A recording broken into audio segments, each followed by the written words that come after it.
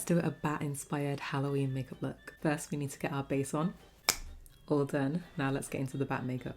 So you want to add some orange eyeshadow to your inner corner first and then along your bottom lash line. And you want to drag it all the way out, almost like you're doing winged liner.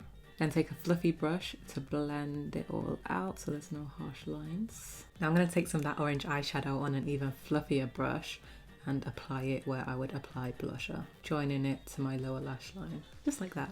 Now we're going to create the bat wing. So you can see I've marked out the shape in white first. Now I'm going to go over it with black.